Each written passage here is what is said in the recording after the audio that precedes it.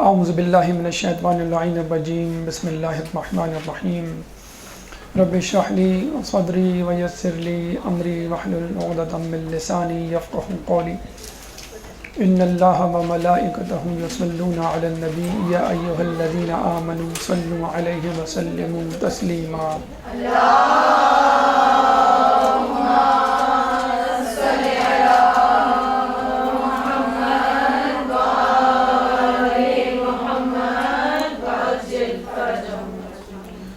ماہ رجب ہمارے ساتھ اپنی سعادتوں کو لیے ہوئے جاری و ساری ہے، اور آپ نے دیکھ لیا ہوگا اب تک جو رجب کے ایام آپ نے گزارے، بہت ہی ڈائنامک، بہت ہی انرجیٹک مہینہ ہے۔ ابھی ابھی آپ عمل ام داؤد سے فارغ ہوئے ہوں گے۔ اس سے پہلے ولادت اور شہادت کی تواریخ، اور آئندہ بھی ولادت اور شہادت کی تواریخ جو ہے ہماری منتظر ہے۔ اس مہینے میں یوں تو خوشخبریاں زیادہ ہیں اور غم و حزن کے دن کم ہیں، لیکن بہرحال جو تواریخ شہادت کے حوالے سے، وفات کے حوالے سے اس مہینے میں موجود ہیں، اس میں ایک تاریخ 3 رجب کی امام نقی علیہ السلام کے حوالے سے، اس کے بعد ایک تاریخ جو آج کے دن ہے جناب ابراہیم، وفات کی تاریخ جناب ابراہیم کی، رسول اللہ کے تیسرے صاحبزادے، اور ایک اہم ترین تاریخ 25 رجب جو کہ ہمارے ساتویں امام موسیٰ کاظم علیہ السلام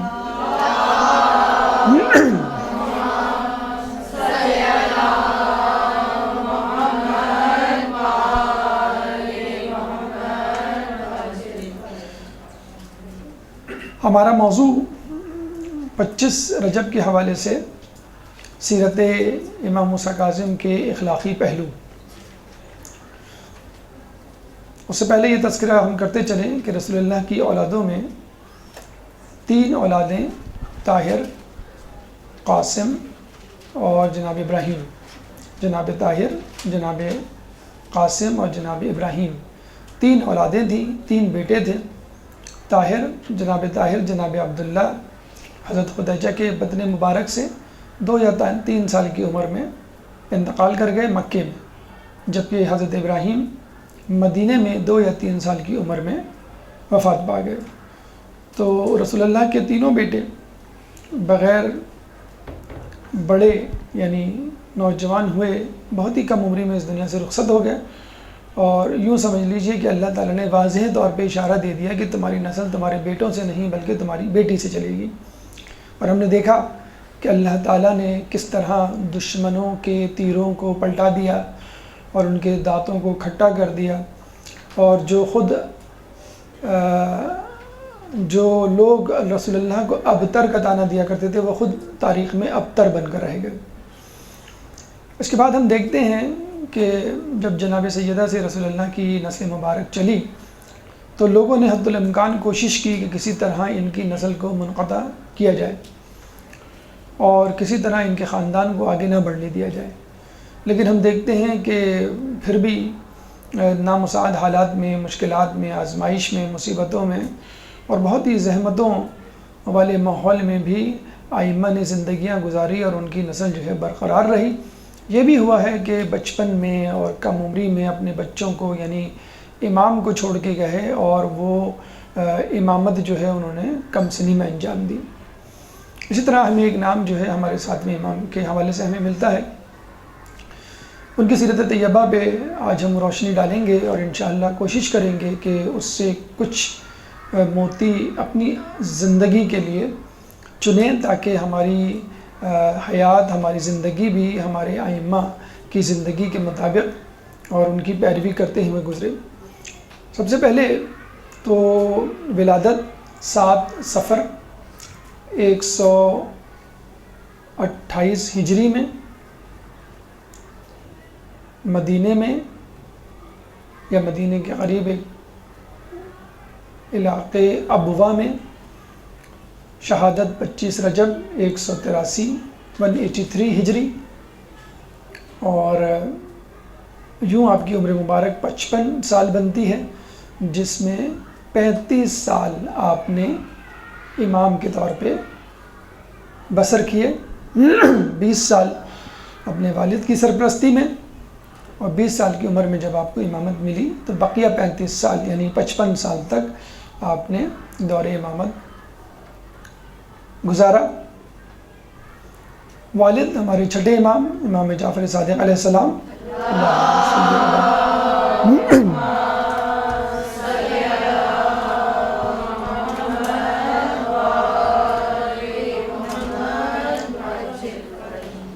والدہ حمیدہ خاتون، اور ان کی جرأت مندی اور بہادری کا نمونہ آپ یوں دیکھ سکتے ہیں کہ جب آپ یعنی 7ویں امام حمیدہ خاتون اپنی والدہ کے بطن مبارک میں تھے اور 7واں مہینہ تھا حمل کا، تو اس کے باوجود چھٹے امام یعنی آپ کے والد آپ کو حج پہ لے کے گئے، اور واپسی میں مقام ابوا جو کہ مدینے اور مکے کے درمیان کا ایک علاقہ ہے، وہاں پہ آپ کی پیدائش ہوئی، ولادت ہوئی۔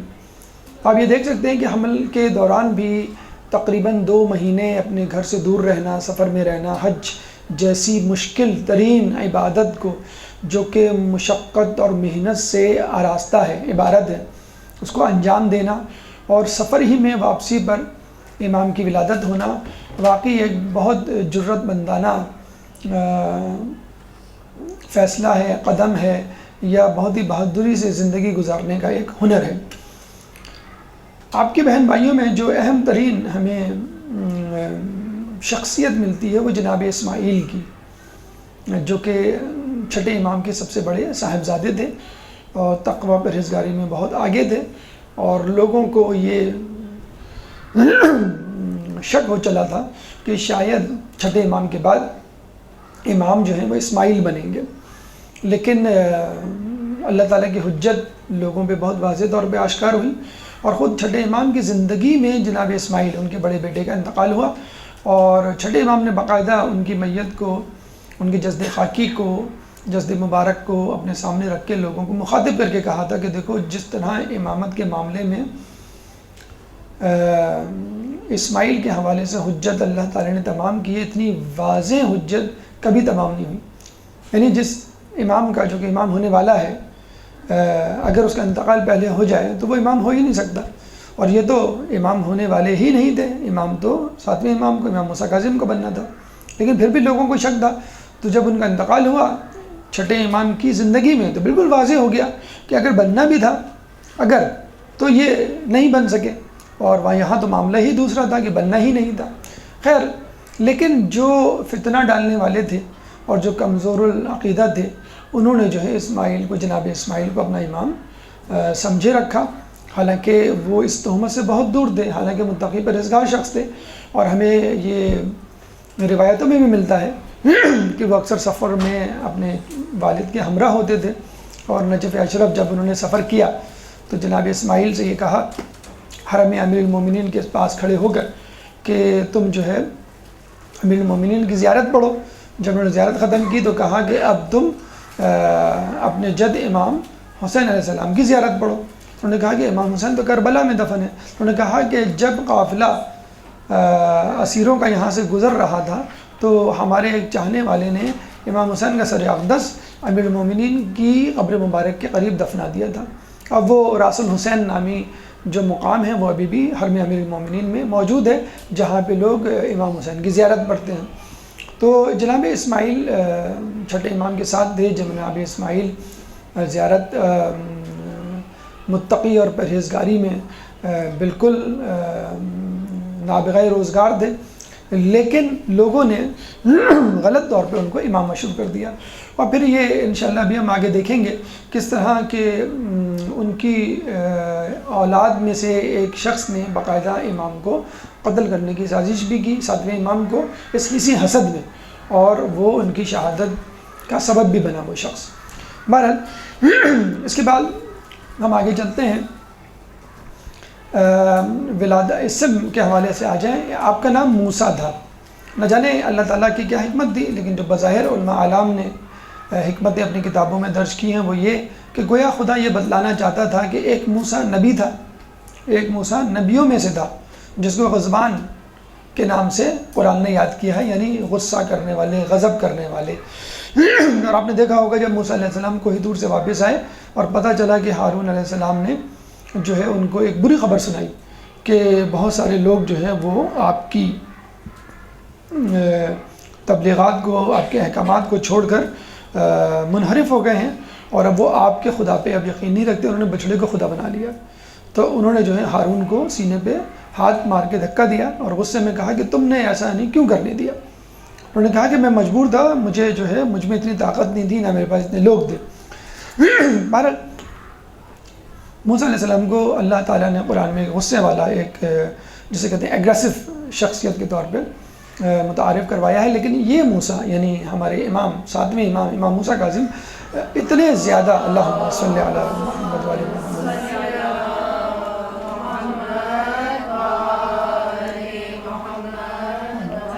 اتنے زیادہ غصے کو ضبط کرنے والے تھے کہ ان کے نام کے ساتھ کاظم بڑھ گیا، یعنی آپ ان کے نام سے کاظم لفظ الگ نہیں کر سکتے۔ اگر آپ صرف موسیٰ کہیں گے تو کوئی نہیں سمجھے گا، اگر آپ کہیں گے موسیٰ کاظم فوراً سمجھ جائیں گے۔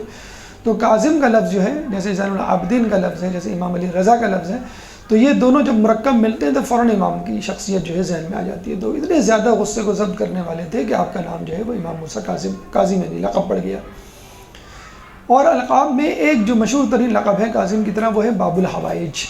جیسے ہمارے یہاں باب الحوائج 3 ہیں، امام موسیٰ کاظم علیہ السلام ہیں، حضرت عباس ابو الفضل عباس ہیں، اور جناب علی اصغر، یہ 3 باب الحوائج ہیں۔ اور ان کے باب الحوائج ہونے میں تو لوگوں نے بھی یعنی اغیار نے بھی اس بات کو تسلیم کیا۔ امام شافعی خود فرماتے ہیں کہ آپ کی قبر مبارک یعنی 7ویں امام موسیٰ کاظم علیہ السلام کی قبر مبارک بلا شبہ جو ہے وہ ایک مرکز ہے معجزات کا اور حاجات کی برآوری کا۔ تو آپ کی قبر مبارک پہ آج بھی لوگ وسیلہ تلاش کرتے ہیں اور آپ سے اپنی مرادیں مانگتے ہیں اور اپنی احتیاج بیان کرتے ہیں، اور اللہ تعالیٰ جو ہے آپ کے وسیلے سے لوگوں کی احتیاج کو پورا کرتا ہے۔ اس کے علاوہ عبد الصالح ایک لقب ہے، صابر ایک لقب ہے آپ کا، امین ایک لقب ہے۔ کنیت میں ابو الحسن اول، اگر ہم صرف ابو الحسن کہیں گے تو اس سے مراد امیر المومنین ہوں گے، اگر ہم کہیں گے ابو الحسن اول تو اس سے مراد امام موسیٰ کاظم ہوں گے، ابو الحسن دوئم امام علی رضا علیہ السلام ہوں گے، اور ابو الحسن ثالث اس سے مراد جو ہے وہ امام نقی علیہ السلام ہوں گے۔ تو 3 ابو الحسن یعنی 4 گزرے ہیں، ایک تو فقط ابو الحسن، پھر ابو الحسن اول، ابو الحسن دوئم، ابو الحسن ثالث یا ابو الحسن ثانی اور ابو الحسن ثالث۔ اس کے علاوہ ابو ابراہیم کیونکہ آپ کے صاحبزادے تھے، ابو اسماعیل اور ابو محمد، ابو علی، یہ ان کے اولادوں میں سے تھے، اس لیے ان کی کنیت بھی یہی کہہ رہی۔ اب آئیے ہمارے دوسرے مرحلے کی طرف، یعنی بادشاہان وقت۔ ایک درود پڑھ دیں محمد والے محمد۔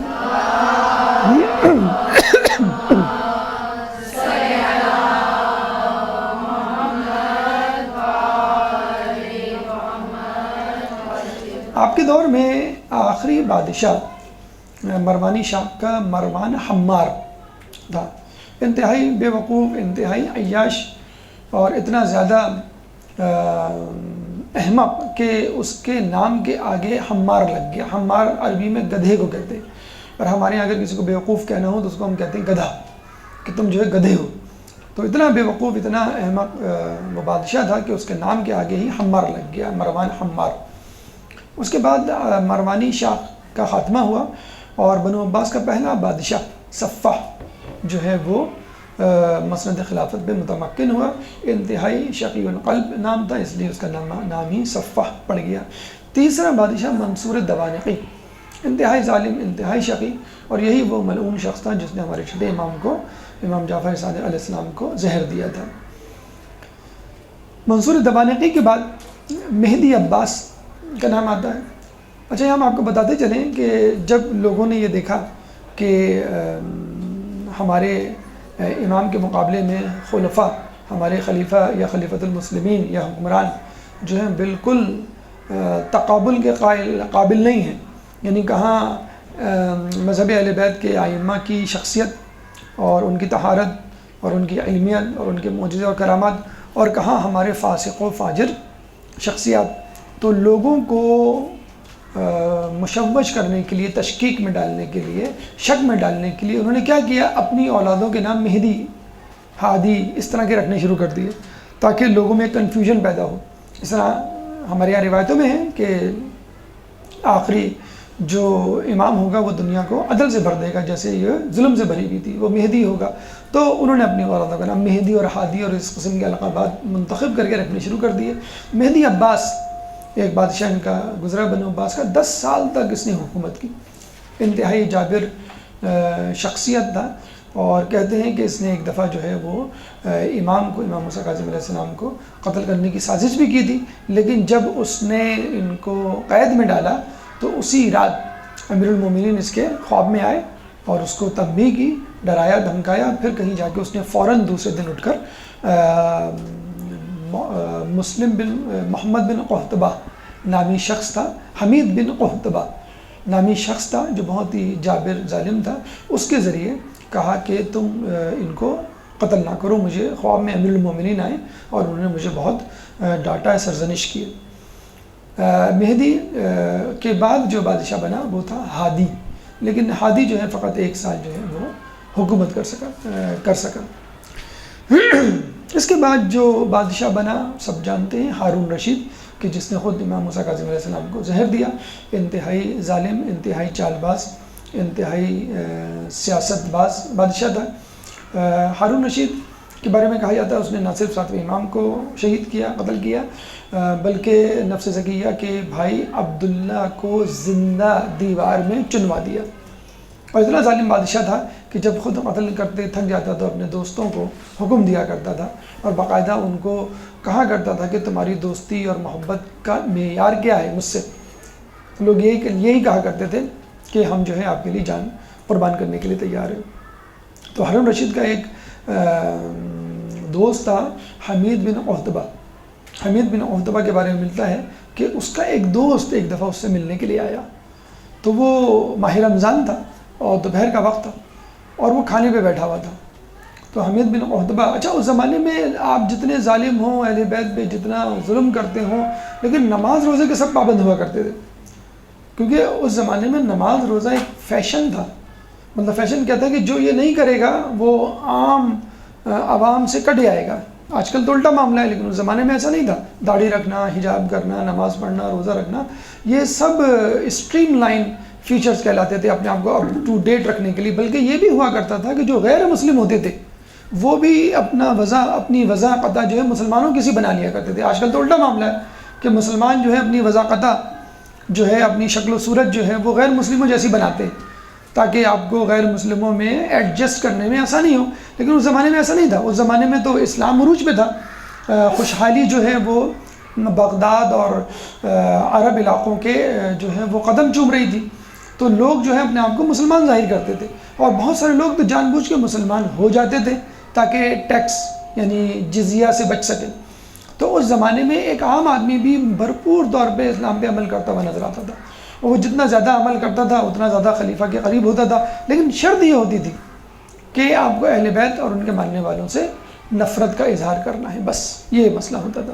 اور بادشاہ کے لیے آپ جو چاہیں آپ کو قربانی دینی ہے.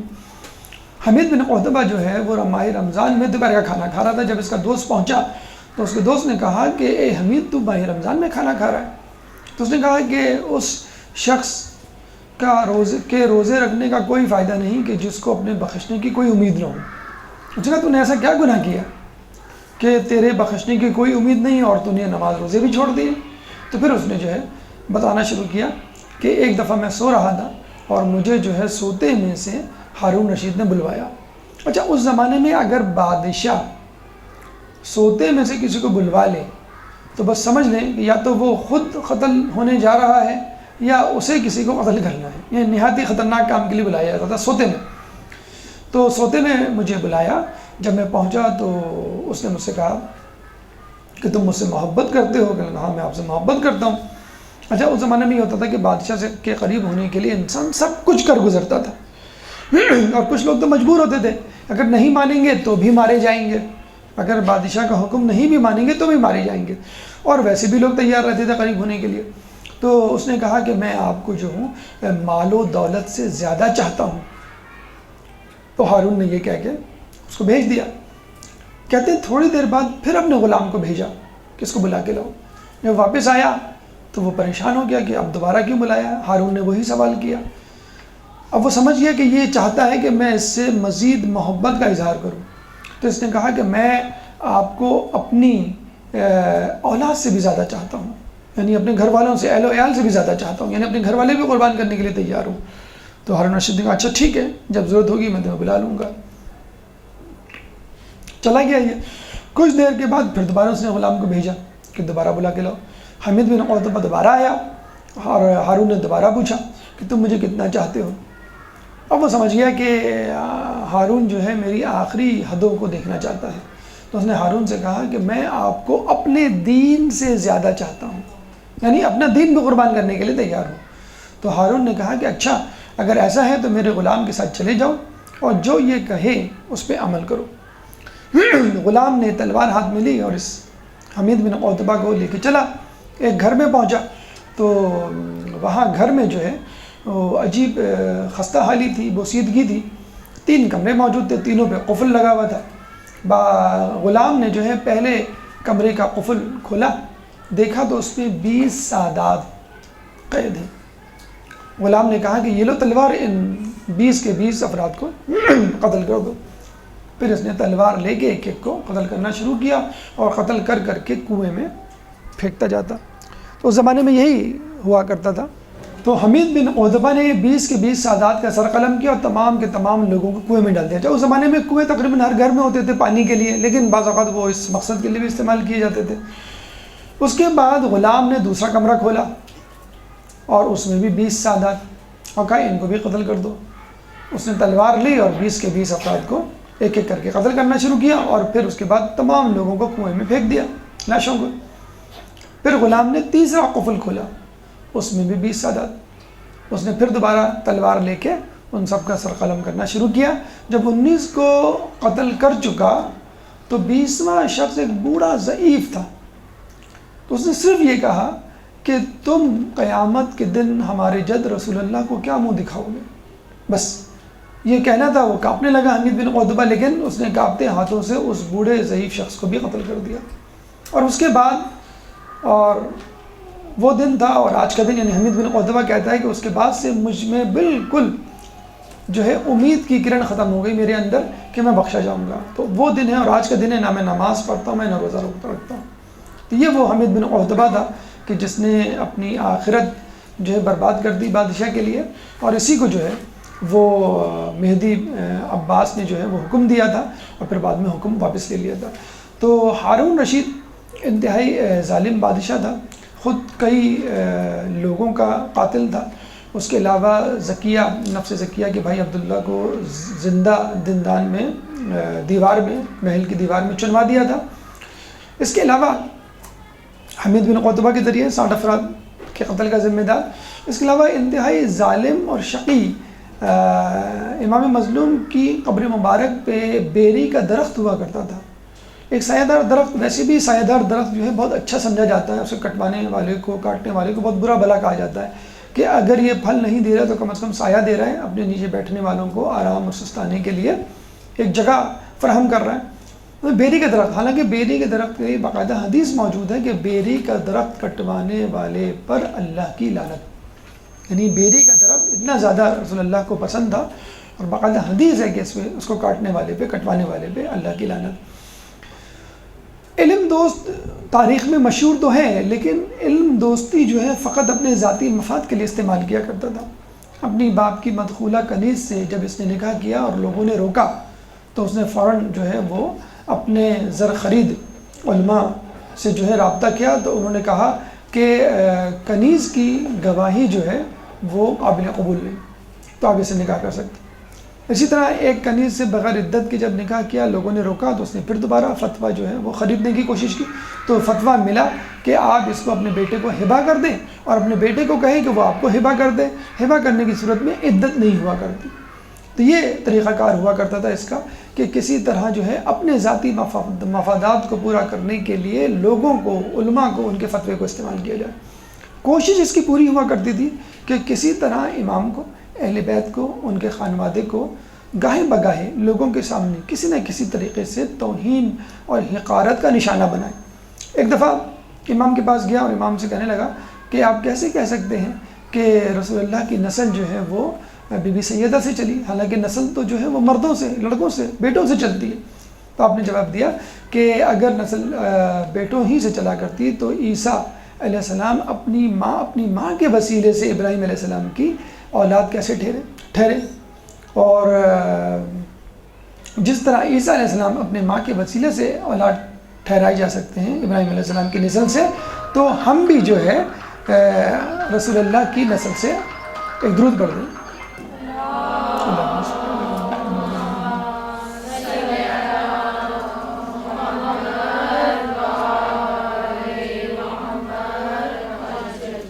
تو یہ وہ بادشاہ تھے جو آپ کے زمانے میں گزرے۔ ہارون رشید آپ کا قاتل تھا، منصور دمانغی آپ کے والد کا قاتل تھا۔ اب آئیے بچپن کے کچھ واقعات اور ان سے ہمیں کیا سبق ملتا ہے۔ چھٹے امام سے جب کسی نے سوال کیا کھیل کود کا اور بچپنے کا اور امامت کا، تو آپ نے جواب دیا کہ ہم کھیل کود کے لیے پیدا نہیں ہوئے۔ اور اتفاق سے کچھ ہی دنوں بعد لوگوں نے دیکھا کہ آپ کے صاحبزادے امام موسیٰ کاظم جو ہے، جو اس وقت 3 سال کے تھے، بکری کے بچے کو پکڑ کے لا رہے ہیں۔ تو لوگوں نے، جو کمزور العقیدہ افراد تھے، ان کو ایک موقعات آ گیا کہ بھئی آپ تو کہا کرتے تھے کہ امام جو ہے وہ کھیل کود کے لیے نہیں پیدا ہوئے، آپ کے صاحبزادے کیا کر رہے ہیں؟ تو جب وہ قریب آئے تو پتہ چلا وہ بکری کے بچے کو اشارہ کر رہے ہیں زمین کی طرف، کہہ کے کہ تم سجدہ کیوں نہیں کرتی؟ یعنی اگر امام کسی جانور سے کھیل بھی رہا ہے تو دیکھا جائے تو وہ کھیل کھیل میں ان کو دین سکھا رہا ہے۔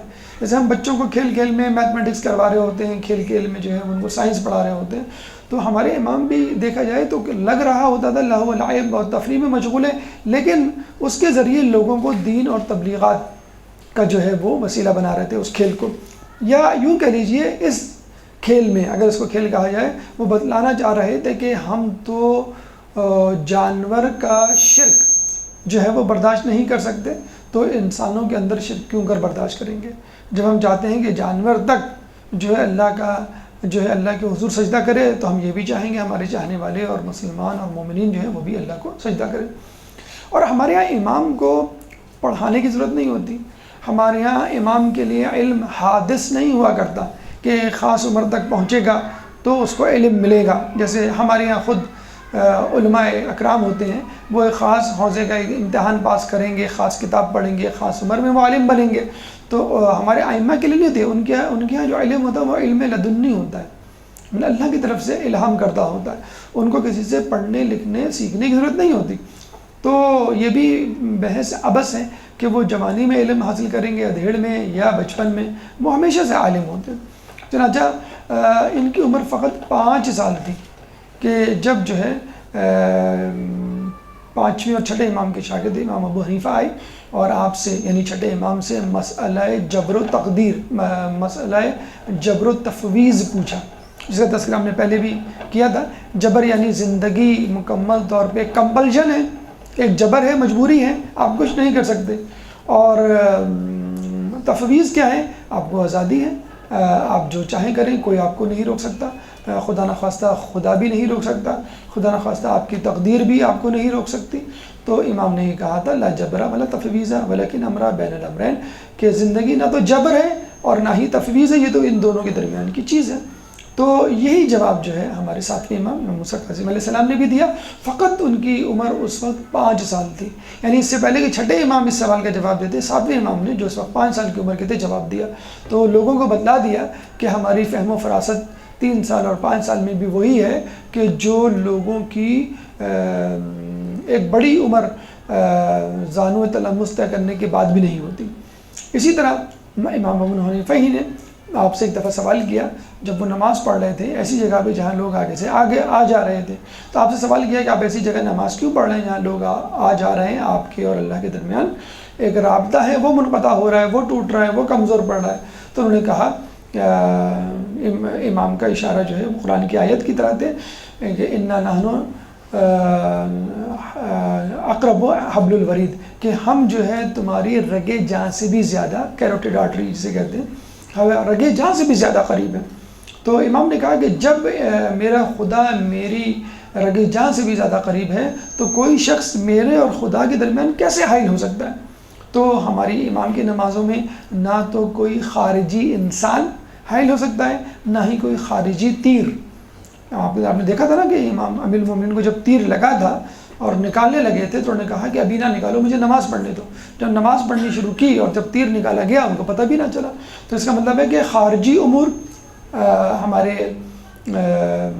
چوتھے امام سے ہمیں ملتا ہے، پانچویں امام سے، کہ جب وہ نماز پڑھنے کھڑے ہوئے تو دیکھا جو ہے وہاں پہ ان کا بیٹا جو ہے وہ جل رہا ہے اور امام کو پتہ بھی نہیں چلا.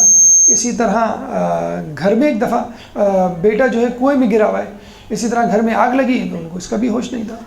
تو جب امام یا کوئی شخص اللہ سے قریب ہوتا ہے تو اس کو دنیا و ما فیہا کی کوئی خبر نہیں ہوتی. امام کے بچپن کے تیور دیکھ کر، یعنی جیسے ہم کہتے ہیں نا کہ بھئی یہ بچہ جو ہے بڑا ہو کے سائنسدان بنے گا، یہ بچہ جو ہے وہ بڑا ہو کے ڈاکٹر بنے گا یا انجینئر بنے گا یا فلاسفر بنے گا، کیونکہ بچپن سے کچھ نشانیاں، کچھ علامات ظاہر ہو جاتی ہیں. تو اسی طرح امام کو دیکھ کے اس زمانے کے لوگ پہچان گئے تھے کہ یہ بہت دور رس اور دانشور قسم کی شخصیت بننے والے ہیں. تو بادشاہ کو بھی احساس ہو گیا تھا کہ جو 3 سال میں بکری کو سجدہ کرنے کا کہے، جو 5 سال میں جبر و تفویض کا مسئلے کو حل کرے، جو بچپنے میں جو ہے اپنے آپ کو اور اللہ تعالیٰ کو اتنا قریب تر کر دے اپنے آپ کو اللہ تعالیٰ سے کہ کوئی اور اس کے درمیان حائل نہ ہو سکے، تو یقیناً یہ بڑا ہو کر اتنی اہم شخصیت بن سکتا ہے کہ لوگ اس کے ارد گرد جمع ہو جائیں. ہو سکتا ہے خود یہ ہماری خلافت میں رکاوٹ بن جائے، چنانچہ اس کو گرفتار کر لیا جائے، اس کو قتل کر دیا جائے.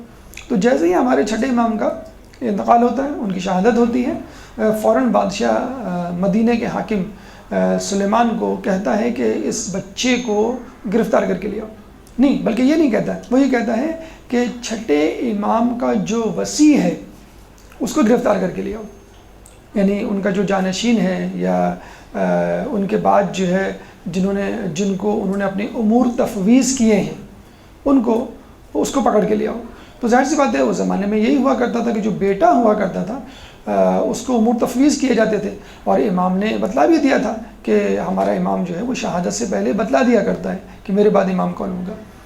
تو لوگوں نے کہا کہ آپ ان کی وصیت پڑھ لیں، جس کو بھی انہوں نے وصی بنایا ہوگا وہ جو ہے آپ اس کو گرفتار کر کے لے جائیں اگر آپ سمجھتے ہیں وہ آپ کی راہ میں رکاوٹ بننے والا ہے. تو جب وصیت کھولی گئی تو پتہ چلا کہ ہمارے چھٹے امام نے اپنے بعد اپنے امور کا نگران 5 لوگوں کو بنایا تھا، جس میں سب سے پہلا نام کس کا تھا؟ خود منصور دوانقی کا تھا. منصور دوانقی کا تھا جس نے قتل کروایا تھا چھٹے امام کو. پہلا نام منصور دوانقی کا تھا اور وہ کس طرح اپنے آپ کو قتل کر لے. پھر دوسرا نام سلیمان حاکم مدینہ، جو خود جو گرفتار کرنے کے لیے آیا تھا، جو حاکم مدینہ تھا اس کا نام تھا، وہ اس کو کیسے قتل کروا دے. پھر تیسرا نام ابو الافتح جو ان کے بیٹے تھے چھٹے امام کے، ان کا تھا. پھر امام موسیٰ کاظم علیہ السلام کا نام تھا 5واں اور چوتھا، اور پھر چھٹا جو ہے وہ نام تھا حمیدہ خاتون، ان کی والدہ کا. تو 5 لوگوں کو، اب 5 لوگ بھی امام نے اس طرح اس ویرائٹی سے، اس ورسٹیلٹی سے جمع کیے تھے کہ وہ سب کو نہیں قتل کر سکتا تھا. مطلب ایک عورت کو قتل کرنا بڑی عجیب سی بات ہے عرب معاشرے میں، کسی عورت سے دشمنی نکالنا، پھر خود اپنے آپ کو قتل کرنا، پھر اپنے گورنر کو قتل کرنا. تو وہ عجیب جو ہے وہ گڑبڑا گیا اور پریشان ہو گیا اور امام کی ذہانت کی داد دیے بغیر نہیں رہ سکا، اور پھر اس نے جو ہے وہ 7ویں امام کو گرفتار کرنے کا ارادہ جو ہے وہ ترک کر دیا. درود پڑھ دے محمد والے محمد.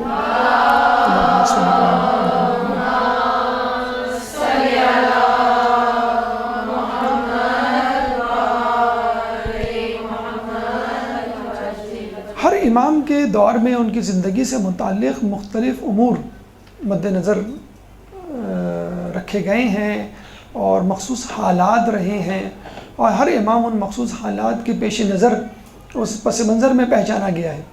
تو جب بھی ہمارے 7ویں امام کا تذکرہ آتا ہے تو سب سے زیادہ جو چیز یا مصیبت یا آزمائش ان کی ہمیں ملتی تاریخ کی کتابوں میں اور ہماری نظروں کے سامنے ہمارے ذہن میں اجاگر ہوتی ہے، سب سے پہلی اور اہم ترین مصیبت، اور وہ کیا تھی؟ گرفتاری، اسیری، زندان میں قید ہونا۔ 14 سال زندان میں قید رہے اور بہت ہی بدتر جیل میں قید رہے۔ لیکن آپ یہ دیکھیے کہ 7ویں امام کی زندگی میں جب بھی ہم واقعات سناتے ہیں تو زیادہ تر واقعات زندان کے واقعات ہوتے ہیں۔ حالانکہ دیکھا جائے ہم میں سے کسی کو زندان میں ڈال دیا جائے تو ہم یہ کہیں گے کہ ہمارا ٹائم ویسٹ ہو رہا ہے۔ اگر ہم کسی طرح یہاں سے نکل کھڑے ہوں تو پھر ہم لوگوں کے لیے کچھ کر سکتے ہیں، ہم جو ہے وہ لوگوں کی تبلیغات کر سکتے ہیں، ان کے دین کو ٹھیک کر سکتے ہیں، اپنا پیغام پہنچا سکتے ہیں۔ لیکن امام اپنے کام میں لگے رہتے تھے۔ ہمارے ائمہ کا کام کیا ہوتا تھا؟ اللہ کو راضی رکھنا، اس کی اطاعت کرنا اور عبادت کرنا۔ تو کچھ لوگ کہتے ہیں کہ 3 مرتبہ گرفتار کیا، کوئی کہتا ہے کہ 2 مرتبہ گرفتار کیا۔ بہرحال پہلی مرتبہ جو گرفتاری امام کی عمل میں آئی وہ اس طرح آئی کہ ہارون رشید جو ہے وہ مدینے میں تھا اور قبر رسول پہ تھا، قبر رسول پہ امام موسیٰ کاظم بھی موجود تھے۔ تو ہارون رشید نے اپنی رشتہ داری جتلانے کے لیے بلند آواز سے رسول اللہ کی قبر کی طرف دیکھ کر جو ہے وہ پکارنا چاہا، یا ابن العم، یعنی میرے چچا کے بیٹے۔ حضرت عباس کی نسل سے، جو حضرت عباس رسول اللہ کے چچا تھے، ان کی نسل سے بنو عباس تھی۔ نعرہ تو یہی لگایا تھا کہ ہم جو ہیں وہ ہم جو ہیں اہل بیت پر مظالم کا بدلہ لینے آئے، لیکن جب وہ آ گئے مسند خلافت بھی تو بھول گئے۔ تو رسول اللہ، ظاہر بات ہے کہ ابو طالب ان کے چچا، حضرت عباس ان کے چچا، تو وہ کزن ہوئے دیکھا جائے۔ جب اس نے یہ رشتہ داری جتلانی چاہی تو امام موسیٰ کاظم علیہ السلام نے فوراً کہا یا ابتا، یعنی اے میرے والد۔ تو وہ چچا تھے اور یہ والد، ان کے لیے والد تھے رسول اللہ امام کے لیے، اور ہارون کے لیے چچا تھے۔ تو ظاہر سی بات ہے کون سا رشتہ زیادہ قریب ہوگا؟ والد کا۔ تو وہ جو ہے چراغپا ہو کے رہ گیا۔ جب وہ پہلے ہارون کو آیت مباہلہ کی تلاوت کر کے دلیل دے چکے تھے، پہلے تو انہوں نے کہا تھا کہ عیسیٰ علیہ السلام مریم علیہ السلام کی وساطت سے ذریت قرار پائے ابراہیم علیہ السلام کی، ہم بی بی سیدہ کے وسیلے سے۔ پھر انہوں نے آیت مباہلہ کا ریفرنس دیا تھا، حوالہ دیا تھا ابناءنا و ابناءکم، کہ تم اپنے بیٹوں کو لاؤ، ہم اپنے بیٹوں کو لائیں۔ تو ہمارے بیٹے کون ہیں؟ حسن حسین۔ تو اسی طرح جو ہے امام نے ابتا کا لفظ استعمال کیا کہ ہم ان کے بیٹے ہیں، وہ ہمارے باپ ہیں۔ تو سب کے سامنے جب امام نے اس طرح کہا وہ اپنی بزرگی، اپنی چالاکی، اپنی قربت کا اظہار کرنے پہ تلا ہوا تھا لوگوں کے سامنے، حج کا موقع تھا۔ جب امام نے یہ کہا تو بہت چراغپا ہو گیا اور اس نے فوراً امام کو جو ہے وہ گرفتار کرنے کا حکم دیا۔ جب گرفتار کر کے لایا اور اس نے جو ہے زندان میں ڈالا تو ایک چال اور چلی کہ ان پہ میں ایک تہمت کا الزام بھی لگاؤں۔ تو ایک کنیز، خوبصورت کنیز کو جو ہے وہ زندان میں داخل کر دیا۔ کہتے ہیں کہ کنیز جو ہے وہ ان کو کوشش کرتی تھی کس طرح اپنی طرف مائل کرنے کی، لیکن وہ مسلسل اپنی عبادت میں مصروف رہتے تھے۔ اور جب صبح ہوئی اور جب ہارون رشید کے ساتھیوں نے جا کے دروازہ کھولا تو پتہ چلا کہ امام ایک کونے میں سجدے میں، کنیز ایک کونے میں سجدے میں ہے، اور سبوح قدوس کی آواز آ رہی ہے۔ اللہم صلی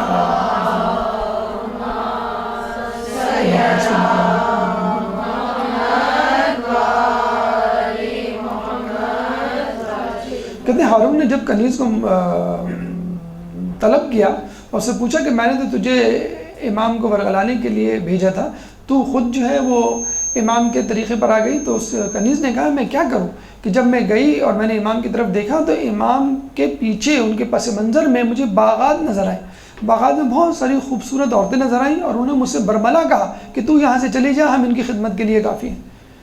اور اتنی زیادہ عبادت امام کیا کرتے تھے کہ عبادت کے علاوہ ان کو کسی چیز سے سروکار ہی نہیں تھا۔ چنانچہ میرا دل بھی جو ہے خود بخود عبادت کی طرف مائل ہو گیا۔ کہتے ہیں کہ امام ہارون رشید نے دوبارہ اس کو زندان میں ڈلوا دیا کہ اگر اس کو میں باہر نکالوں گا تو یہ امام کی معجزات اور کرامات کی باتیں لوگوں کو بتائے گی اور یہ جو ہے امام اور زیادہ مشہور ہو جائیں گے۔ بہرحال تو جب ہارون نے یہ دیکھا، اچھا یہ بھی کہا جاتا ہے کہ اس نے خواب میں امیر المومنین یا رسول اللہ کو دیکھا اور جو ہے وہ گھبرا کر جو ہے امام کو چھوڑنے کا جو اس نے حکم دیا کہ ان کو چھوڑ دو، اور اگر ان کو ہم نے گرفتار کر لیا تو میرے اوپر ایک مصیبت آ جائے گی۔ بہرحال اچھا، کہتے ہیں کہ امام کو جب پہلی مرتبہ لے جائے جا رہے تھے اور لوگوں نے رونا دھونا مچایا تو امام نے صاف کہہ دیا تھا کہ میں اس وقت قتل نہیں کیا جاؤں گا، لیکن جب میں دوبارہ لے جایا جاؤں گا تو قتل کر دیا جاؤں گا۔ تو اچھا، یہ بھی کہتے ہیں کہ جس جیل میں قید کیا تھا اس میں بہت زیادہ تالے لگے ہوئے تھے، پہرے لگے ہوئے تھے، اور اس کے ساتھ ایک مسجد بھی تھی۔ تو لوگ جو ہیں وہ آپس میں باتیں کر رہے تھے، تو امام کا ایک چاہنے والا کھڑا ہوا تھا، تو جس نے گرفتار کیا تھا وہ کسی شخص سے عربی ادب پہ گفتگو کر رہا تھا۔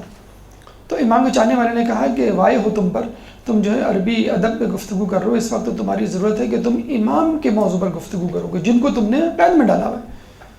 تو وہ بڑا غصے میں آئے، کہنے لگے تمہیں کیسے پتا؟ کہنے لگے بس مجھے معلوم ہے، اور دیکھو امام جو ہے وہ جب چاہیں قید سے چھٹ سکتے ہیں، ان کے لیے کوئی مسئلہ ہی نہیں ہے۔ تو اس نے کہا وہ کیسے؟ کہنے لگا وہ دیکھو۔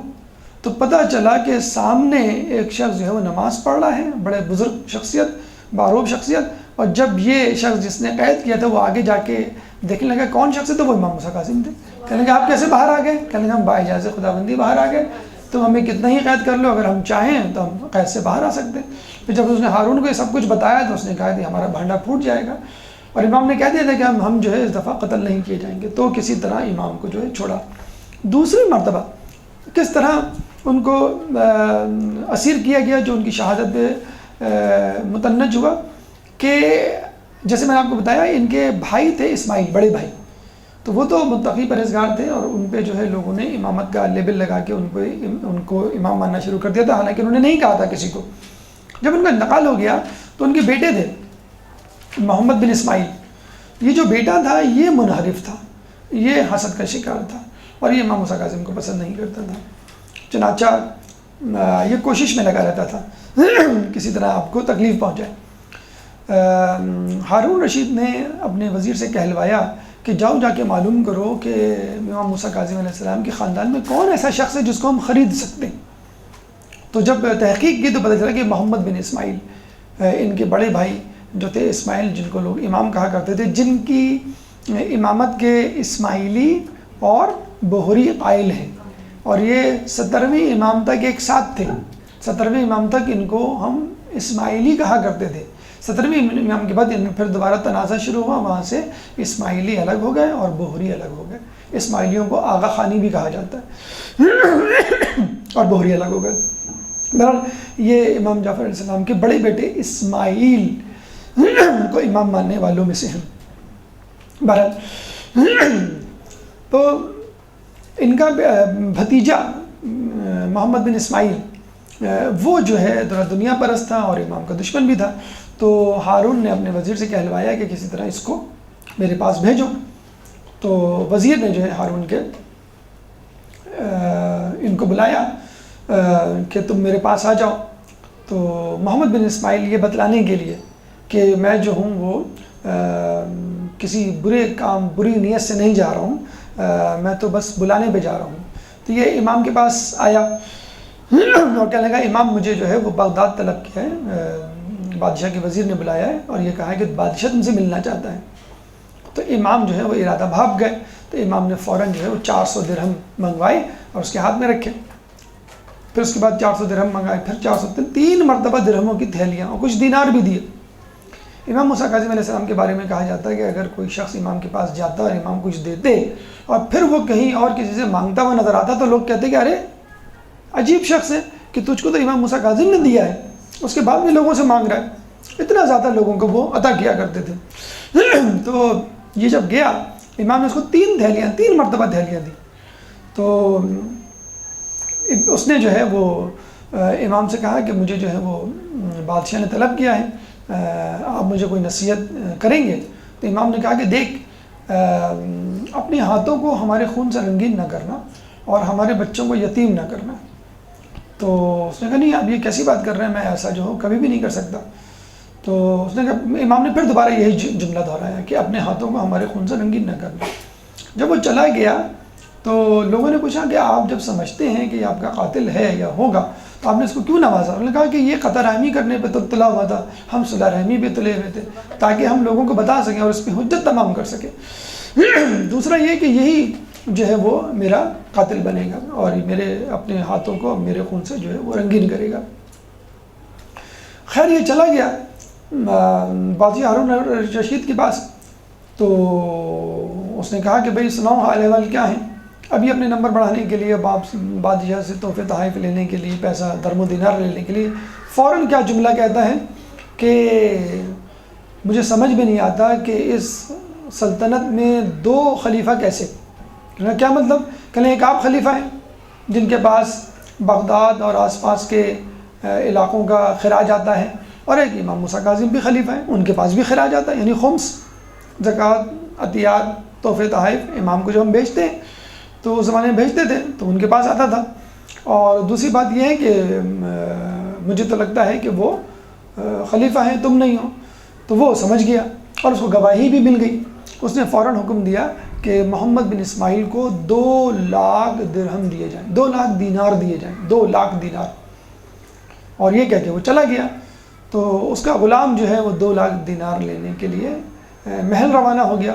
تو کہتے ہیں کہ اس کو پیٹ میں مموڑ اٹھا، یہ بیت الخلاء گیا، وہاں پہ اس کو اتنی زبردست پیچش ہوئی کہ ساری تڑیاں، انٹسٹائن، آنتیں باہر آ گئی۔ اور جب بادشاہ کا غلام 2 لاکھ دینار لے کر آیا تو یہ بستر مرگ پہ پڑا ہوا تھا، اور جب اس کو تھیلیاں پکڑوا رہا تھا تو یہ محمد بن اسماعیل کہہ رہا تھا کہ اب کیا فائدہ، اب تو میں آخری سانسیں لے رہا ہوں، اور یہ کہتے ہوئے وہ مر گیا۔ یعنی اس کو 2 لاکھ دینار کام نہیں آئے، اور اس کا جو ہے وہ وقت آخر بھی جو ہے وہ کفر کی حالت، یعنی امام سے بغاوت کی صورت میں ہوا۔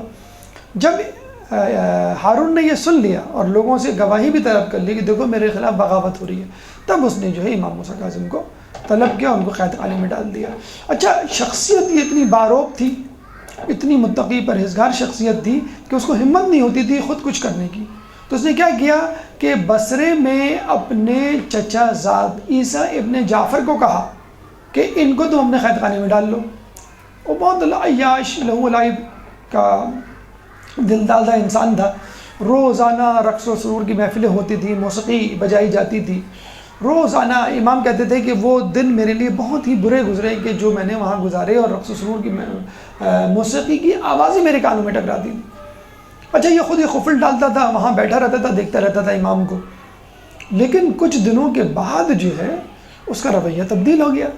کہنے لگے کہ یہ شخص ہر وقت عبادت کرتا رہتا ہے، فجر کے بعد سے جو سجدے میں جاتا ہے تو ظہر کی نماز کے وقت اٹھاتا ہے، پھر ظہر کی نماز کے بعد جو سجدے میں جاتا ہے تو مغربین میں۔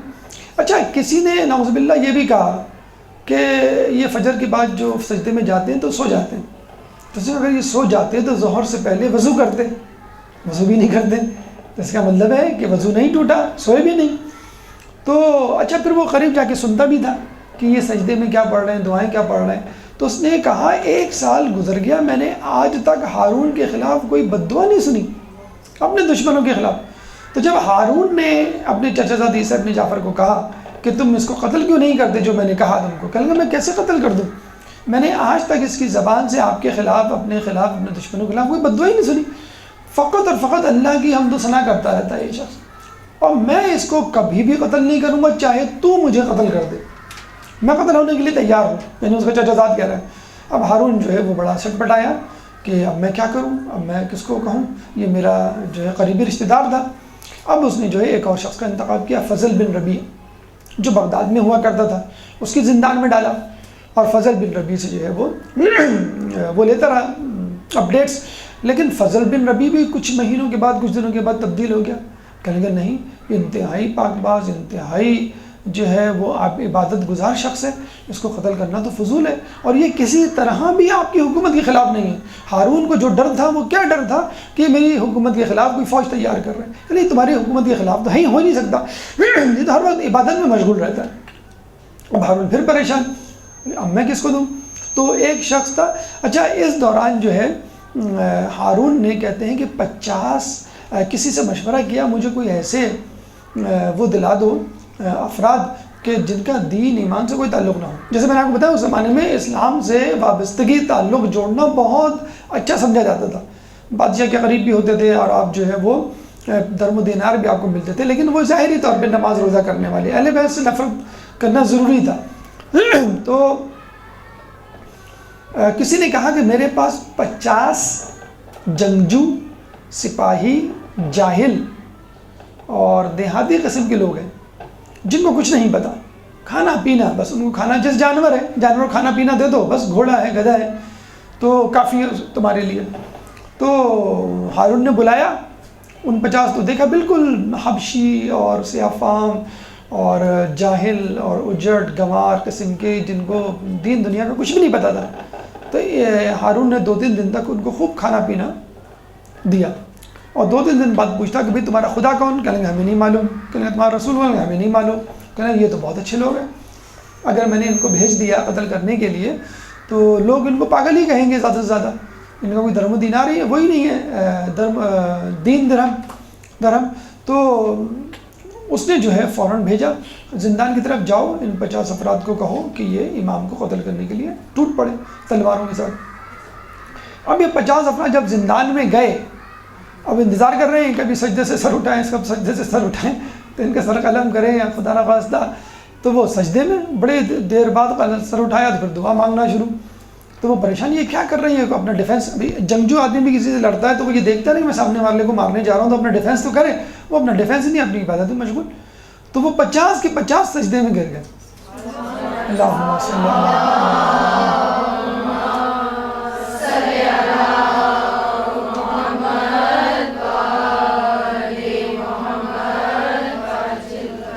یہاں جو ہے پھر اس کی حکمت عملی جو ہے وہ فیل ہو گئی۔ پھر بڑی مشکل سے اس کو ایک شخص ملا، قدار بن سلف، عبد الرحمن ابن ملجم جیسے لوگ آپ کو ملے جاتے ہیں کہیں نہ کہیں۔ تو سندی بن ہاشک شخص تھا، بہت ہی ظالم سفاک، اسی طرح کا قدار بن سلف ابن ملجم جیسا، یزید جیسا، حرملہ یا شمر جیسا۔ تو اس کو کہا پھر کہ تم جو ہے امام کو قتل کرو۔ پھر کہیں جا کر اس نے امام کو 20 کھجوریں لیں اور ان میں جو ہے سوئی کے ذریعے یا دھاگے کے ذریعے جو ہے وہ زہر منتقل کیا، اور کہتے ہیں کہ خود ہارون رشید نے زہر منتقل کیا، اس میں سے کچھ کھجوریں کھائیں، رطب تازہ کھجوریں، اور باقی جو امام کو بھیج دیں، اور یہ کہلوا کے بھیجی کہ کہنا کہ ہارون نے خود اس میں سے کھایا ہے۔ اور یہ تو آپ سن بھی چکے ہیں، بعض ائمہ کو جو انگور بھی دیا گیا، کچھ انگور کے خوشے کھا لیے، باقی دے دیے، جس میں سوئی کے ذریعے سے زہر منتقل کیا گیا تھا۔ تو امام نے جو ہے وہ کہا کہ آپ کو سب کھانی پڑیں گی، امام نے کھائیں، اور جب امام نے کھا لی تو پتہ چلا کہ زہر کا کوئی اثر ہی نہیں ہے۔ اچھا، ابھی فوراً کھا کے ختم کی تھی انہوں نے، تو اس نے جو ہے سندی بن ہاشک نے اور اس کے وزیر نے فوراً 50 افراد کو بلایا، 80 افراد کو، کہ دیکھو بھئی یہ صحیح سالم ہیں کہ نہیں ہے۔ انہوں نے کہا ہاں بھائی بالکل صحیح سالم ہے، ان کو کچھ ہوا تو نہیں ہے، زہر تو نہیں دیا، کہ نہیں دیا گیا، تو آپ گواہی دیں گے لوگوں کے سامنے، اگر جو ہے وہ ان کا انتقال ہو جاتا ہے تو یہ ہماری طرف سے تو قتل تو نہیں ہے؟ انہوں نے نہیں، ہمیں تو کچھ بھی نظر نہیں آ رہا۔ تو یہ کہہ کے جب جانے لگے تو امام نے کہا کہ دیکھو میرے لیے یہ والی گواہی مت دینا، مجھے واقعی زہر دیا گیا ہے، اور کچھ دنوں کے بعد میرا جو ہے وہ انتقال ہو جائے گا، میرا رنگ جو ہے ابھی ایسا ہے، ابھی جو ہے وہ سبز پڑ جائے گا، میری ہتھیلی جو ہے وہ سبز ہو جائیں گی، تم دیکھنا۔ تو پھر لوگوں نے دیکھا کہ ان کی ہتھیلی واقعی سبز ہوئی۔ ادھر سندی بن ہاشم جو ہے وہ پھر بھی ایک شچ و پنج میں تھا کہ پتہ نہیں امام نے کھجوریں کھائی ہیں کہ نہیں کھائی ہیں، پتہ نہیں ان کا انتقال ہوگا کہ نہیں، یہ مریں گے نہیں، وغیرہ وغیرہ۔ تو اس ظالم ملعون نے کیا کیا، ایک چادر لی اور امام کو اس میں لٹا دیا، اور چادر کو دونوں طرف سے لپیٹنا شروع کیا، جیسے ہم گیلے تولیے کو کسی کپڑے میں ڈال کے لپیٹتے ہیں، دونوں طرف سے ٹوسٹ کرتے ہیں تاکہ وہ پانی جذب ہو جائے۔ تو طرح امام کے جسد خاکی کو اس نے، امام کے جسم مبارک کو اس چادر میں لپیٹ کے موڑنا شروع کیا دونوں طرف سے، کہ امام کو تکلیف اس حد تک ہو کہ ان کا دم گھٹ جائے، ان کا سانس رک جائے، اور ساتھ ہی ساتھ جسم پر کوئی نشان بھی نہ آئے۔ جب اس نے کیا تو امام کی شہادت ہو گئی، اور پھر جو ہے اس نے جا کے عمالوں کو کہا کہ تم جو ہے ان کو بغداد کی سڑک پہ جا کے چھوڑاؤ، اور اس نے جو ہے بغداد کی سڑک پہ جا کے 3 دن تک کہتے ہیں کہ امام کا جنازہ وہاں پڑا رہا، اور اس کے بعد میں اعجاز خداوندی 8ویں امام آئے اور انہوں نے جو ہے وہ تجہیز و تکفین کی۔ کہتے ہیں کہ اور لوگ غسل دے رہے تھے، اور ان کا صحابی بتاتا ہے کہ ان کے غسل کا پانی امام کے جسم مبارک کو چھو نہیں رہا تھا، اور امام علی رضا جو پانی ڈال رہے تھے وہ ان کو جسم کو چھو رہا تھا۔ جو کفن وہ پہنا رہے تھے وہ کفن ان کے جسم کو نہیں لگتا، لیکن امام علی رضا جو کفن پہنا رہے تھے وہ ان کے جسم کو لگتا تھا. تو یوں اس طرح انہوں نے غسل بھی دیا اور کفن بھی دیا، اور قبر میں بھی امام علی رضا علیہ السلام نے اتارا. ایک درود پڑھ دے محمد والے محمد. اللہم صلی اللہ.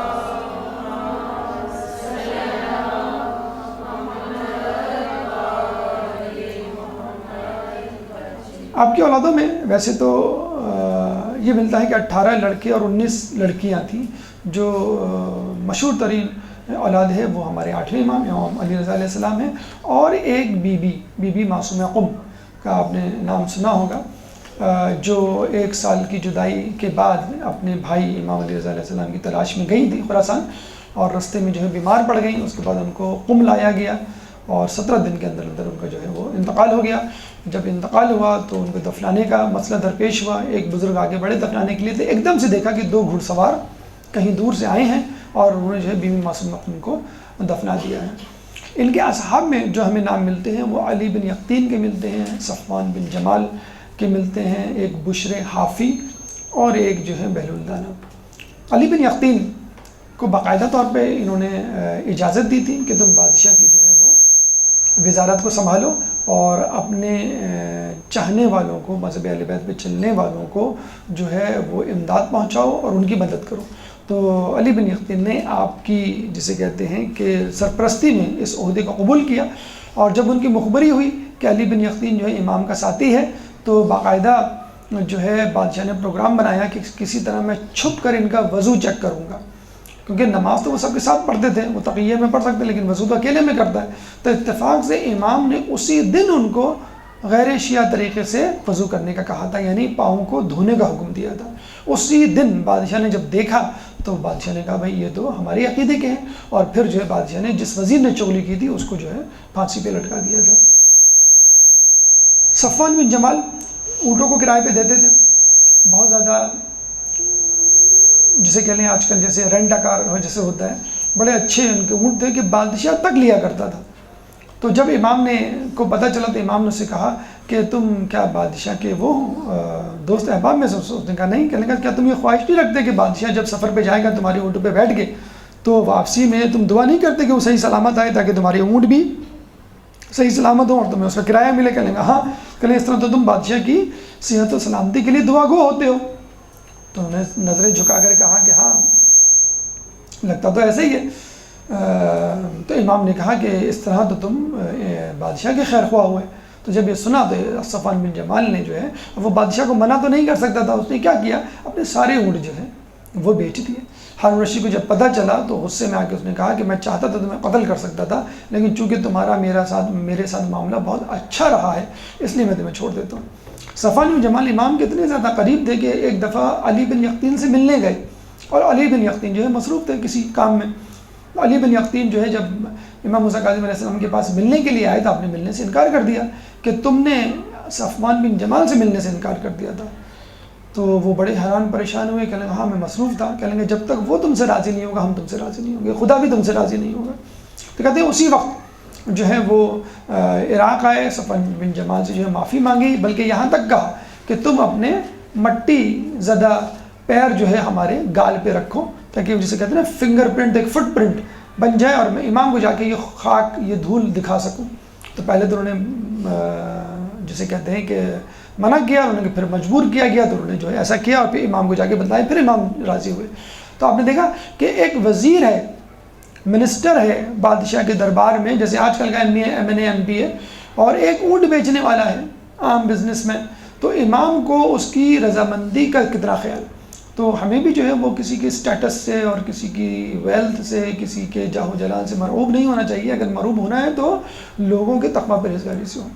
اس طرح بشر حافی کے بارے میں ملتا ہے. دیکھیں جب انسان کا دل پلٹنا ہو تو کیسے پلٹ جاتا ہے کہ جب اس کی کنیز جو ہے کوڑا ڈالنے آئی باہر تو امام نے اس سے پوچھا، جب دروازہ کھلا تو میوزک کی آواز آئی تو امام نے پوچھا کہ تیرا آقا جو ہے وہ آزاد ہے کہ غلام ہے؟ اس نے کہا غلام کیوں ہوا، وہ تو آزاد ہے. تو امام نے کہا واقعی وہ آزاد لگتا ہے تمام چیزوں سے، مطلب اللہ تعالیٰ کی اس سے بھی غلامی سے بھی آزاد ہے گویا. تو وہ جب گئی اپنے آقا کو بتلانے کے لیے، وہ سمجھ گیا کہ یہ امام ہوں گے یا کوئی بہت بزرگ شخصیت ہے، اور یہ بہت گہرا جملہ ہے.